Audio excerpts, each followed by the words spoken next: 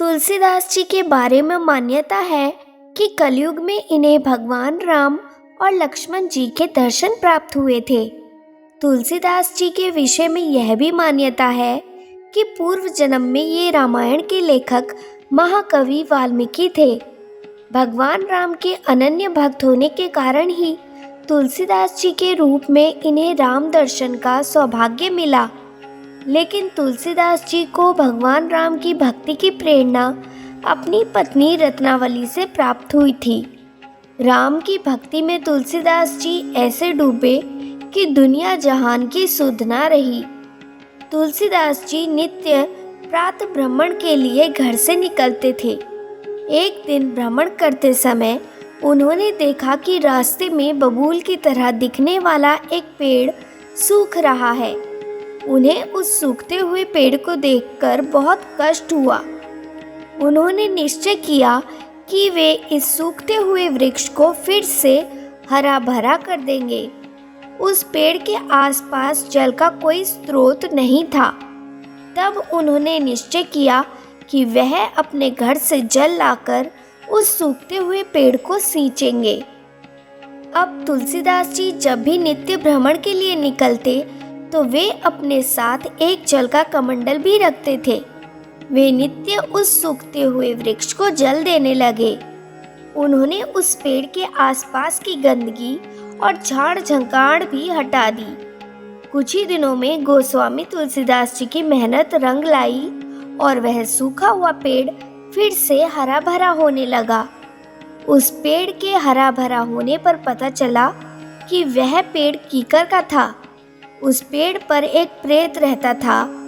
गोस्वामी जी के अच्छे आचरण के कारण वह प्रेत उन पर प्रसन्न हो गया था।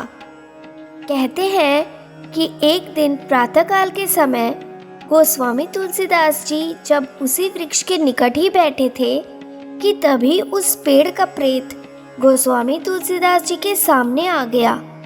वह तुलसीदास जी से बोला कि हे महात्मा, मैं आपसे बहुत प्रसन्न हूँ। मैं इसी कीकर के पेड़ पर रहता हूँ। पानी के अभाव में यह पेड़ लगभग मृत प्राय हो गया था, लेकिन आपकी देखभाल से इसने पुनः जीवन पा लिया है। हे महात्मा, आपने मेरा आवास नष्ट होने से बचा लिया। मैं आपसे बहुत प्रसन्न हूँ। यदि आपकी कोई मनोकामना हो तो मुझे बताएं। मैं आपका मनोरथ सिद्ध करने में आपकी सहायता करना चाहता हूँ। तुलसीदास जी ने उस प्रेत से कहा कि तुम मेरी सहायता किस प्रकार कर सकते हो? तुम तो खुद ही प्रेत योनि में भटक रहे हो। तब उस प्रेत ने बताया कि मैं मनुष्य योनि में एक सिद्ध साधु था। हो सकता है कि मेरी पूजा पाठ का लाभ आपको मिल जाए। प्रेत की बात सुनकर तुलसीदास जी को यह विश्वास हो गया कि यह प्रेत कोई भली आत्मा है। हो सकता है कि वह मुझे मेरे प्रभु दर्शन का कोई मार्ग दिखा दे। इसलिए तुलसीदास जी ने अपने मन की बात उस प्रेत को बता दी। गोस्वामी तुलसीदास जी ने उस प्रेत को बताया कि वे श्री राम और हनुमान जी के परम भक्त हैं। उन्होंने उस प्रेत से भगवान श्री राम और हनुमान जी के दर्शन कराने की बात कही।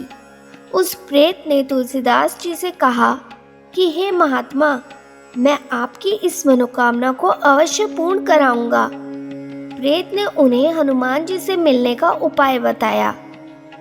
तुलसीदास जी हनुमान जी को ढूंढते हुए उनके पास पहुंच गए और प्रार्थना करने लगे कि राम के दर्शन करवा दें। हनुमान जी ने तुलसीदास जी को बहलाने की बहुत कोशिश की, लेकिन जब तुलसीदास जी नहीं माने तो हनुमान जी ने कहा कि राम के दर्शन चित्रकूट में होंगे। तुलसीदास जी ने चित्रकूट के राम घाट पर अपना डेरा जमा लिया। एक दिन मार्ग में उन्हें दो सुंदर युवक घोड़े पर बैठे नजर आए। इन्हें देखकर तुलसीदास जी सुध बुध खो बैठे।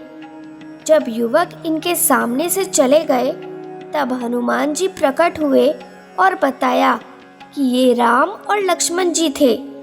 तुलसीदास जी पछताने लगे कि वे अपने प्रभु को पहचान नहीं पाए। तुलसीदास जी को दुखी देखकर हनुमान जी ने सांत्वना दी कि कल सुबह आपको फिर राम लक्ष्मण के दर्शन होंगे।